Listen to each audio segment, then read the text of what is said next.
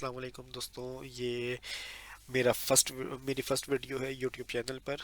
मैं आज आपको दो रेशोज़ बताने वाला हूँ, करंट रेशो और क्विक रेशो। ये दो कैलकुलेट किस तरह हो सकते हैं। Current asset divide by current liability. मैंने कॉलम जी में और कॉलम एच में ये दो फार्मूले लिखे हैं, जिसमें मेरे पास करंट एसेट है टोटल 250 और करंट लाइबिलिटीज है 200। अब देखिए मेरे पास करंट रेशो के क्या फार्मूला है। Current asset divide by current liabilities. Current asset divide by current liabilities, जैसे कि आप देख सकते हैं 250 डिवाइड बाय 200, तो मेरे पास क्या नंबर आ गया, करंट एसेट का नंबर आ करंट रेशोज का नंबर आ गया। क्विक रेशो भी बहुत ही सिमिलर है करंट रेशो से। एक स्लाइड डिफरेंस है कि current asset minus inventory, current asset minus inventory divide by current liabilities, ये एक स्लाइड डिफरेंस है। तो मेरे पास इस तरह से अगर आप देखेंगे फॉर्मूला बार में, current asset minus inventory divide by current liabilities, तो ये 0.75 का नंबर आ गया। देखो ये वीडियो बहुत हेल्प आउट करेगी इंटर के स्टूडेंट को, बीकॉम के स्टूडेंट को, बीबीए एमबीए वालों को, सीए सीसीए आईसीएमए, बाकी प्रोफेशन वालों को, क्योंकि मैं खुद एक इस प्रोफेशन से हूँ। तो मैं जानता हूँ कि इसकी क्या अहमियत है, क्या वैल्यू है। ठीक है। अब देखो ये तो हमने कैलकुलेट करना सीख लिया कि करंट रेशो किस तरह कैलकुलेट होता है, क्विक रेशो किस तरह कैलकुलेट होता है। ये तो कोई बच्चा भी कर लेगा, लेट से कोई इंटर का फर्स्ट ईयर का स्टूडेंट है वो भी कर लेगा ये करंट रेशो क्विक रेशो। फंसते कहाँ पर है, जब इसको एनालाइज करने की बारी आएगी कि एनालाइज करें।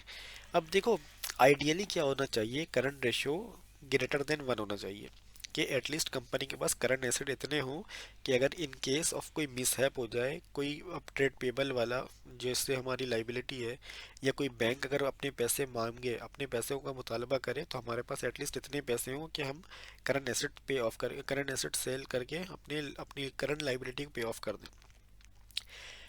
अब अगर करंट एसेट एक से भी कम है, इसका मतलब इतने भी पैसे नहीं है।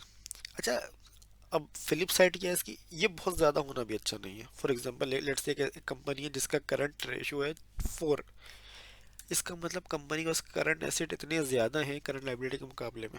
इसका क्या मतलब हुआ, हो सकता है कंपनी के पास ट्रेड रिसीवेबल, अगर जिस कंपनी में 4 होगा, लेट्स से कोई भी एक कंपनी होगी XYZ, इसका मतलब ये है कि कंपनी के पास ट्रेड रिसीवेबल इतना ज़्यादा है कि वो इनकैश ही नहीं हो रहा।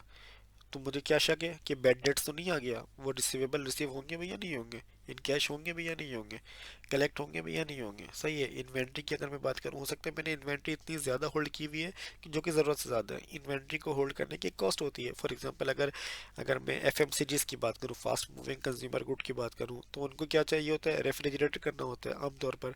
उसकी एक शॉर्ट एक्सपायरी होती है, वो एक्सपायर ना हो जाए, उनको रेफ्रिजरेट भी करना है, उनके लिए वेयर हाउस भी लेना है, वेयर हाउस की एक रेंट भी होगा, वेयर हाउस के लिए एक चौकीदार भी चाहिए होगा जो वॉच करे कि कोई सामान चोरी नहीं हो रहा, चीज़ें चोरी नहीं हो रही।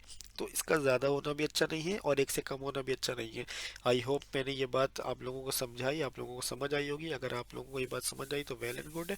मैं इस तरह की बहुत सारी वीडियोस बनाने वाला हूँ, रेशोज़ पे, बिग फोर फर्म के एक्सपीरियंस पे, हमारे प्रोफेशन को एआई किस तरह से इम्पैक्ट कर रहा है, और एआई कहीं रुक ही नहीं रहा। एआई का मसला ये है कि वो रुक ही नहीं रहा, रोज़ाना एडवांसमेंट आ रही है। तो हम इन सारी चीज़ों पे बहुत डिटेल में बात करेंगे। Please subscribe my channel.